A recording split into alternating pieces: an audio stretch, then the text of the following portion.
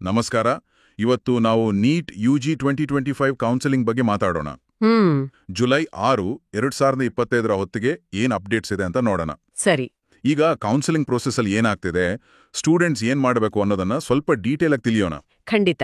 ಮೊದಲಿಗೆ ಆ supreme court ತೀರ್ಪು ಇದೆಯಲ್ಲ, ಹೌದು, ಅದು ಬಹಳ ಮುಖ್ಯವಾದ ಬೆಳವಣಿಗೆ. ಕೋರ್ಟು ಆ ನೀಟ್ ಕೌನ್ಸೆಲಿಂಗ್ಗೆ ಸ್ಟೇ ಕೊಡಬೇಕು ಅಂತ ಹಾಕಿದ್ದ ಅರ್ಜಿಯನ್ನ ತಿರಸ್ಕರಿಸಿದೆ ಅಲ್ವಾ?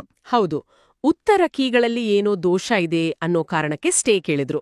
ಆದ್ರೆ ಕೋರ್ಟ್ ಅದಕ್ಕೆ ಸದ್ಯಕ್ಕೆ ಸಕಾರಣ ಇಲ್ಲ, ಪ್ರಾಸೆಸ್ ನಿಲ್ಸೋದ್ ಬೇಡ ಅಂದಿದೆ. ಕರೆಕ್ಟ್.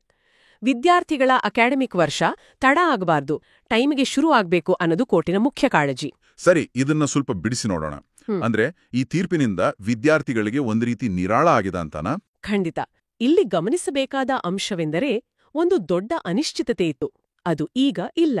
ಶೈಕ್ಷಣಿಕ ವರ್ಷವನ್ನ ಟ್ರ್ಯಾಕ್ ಮೇಲೆ ಇಡೋದಿಕ್ಕೆ ಕೋರ್ಟ್ ಪ್ರಾಮುಖ್ಯತೆ ಕೊಟ್ಟಿದೆ.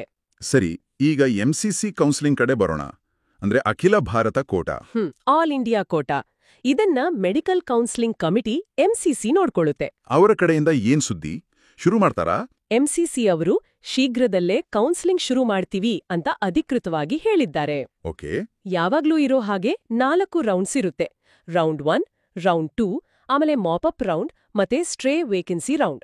ಡೇಟ್ಸ್ ಏನಾದ್ರೂ ಫಿಕ್ಸ್ ಆಗಿದೆಯಾ? ಇಲ್ಲ, ನಿಖರವಾದ ದಿನಾಂಕ ಇನ್ನೂ ಅನೌನ್ಸ್ ಮಾಡಿಲ್ಲ. ಆದ್ರೆ ರಿಜಿಸ್ಟ್ರೇಷನ್ ಪೋರ್ಟಲ್ ಓಪನ್ ಆದ್ಮೇಲೆ ಜುಲೈ ಮಧ್ಯ ಅಥವಾ ಕೊನೆ ವಾರದಲ್ಲಿ ಎಂಸಿಸಿ ಎಐಕ್ಯೂ ಕೌನ್ಸಿಲಿಂಗ್ ಶುರುವಾಗಬಹುದು ಅಂತ ನಿರೀಕ್ಷೆ ಇದೆ. ಓಹೋ. ಇದನ್ನು ದೊಡ್ಡ ಚಿತ್ರಣಕ್ಕೆ ಜೋಡಿಸಿದರೆ, ವಿದ್ಯಾರ್ಥಿಗಳು ಈಗ mcc.nic.in ಪೋರ್ಟಲ್ ಮೇಲೆ ಒಂದು ಕಣ್ಣಿಟ್ಟಿರ್ಲೇಬೇಕು. ಅಪ್ಡೇಟ್ಸ್ ಮಿಸ್ ಮಾಡ್ಕೋಬಾರ್ದು. ಹೌದು, ಅದು ಬಹಳ ಮುಖ್ಯ. ಈಗ ರಾಜ್ಯಕೋಟಾ ಕೌನ್ಸಿಲಿಂಗ್ ಬಗ್ಗೆ ನೋಡೋಣ. ಅಂದ್ರೆ 85% ಸೀಟ್ಸ್. ಅದು ಹೇಗೆ ನಡೆಯುತ್ತೆ? ಎಂಸಿಸಿ ಜೊತೆಗೇನಾ?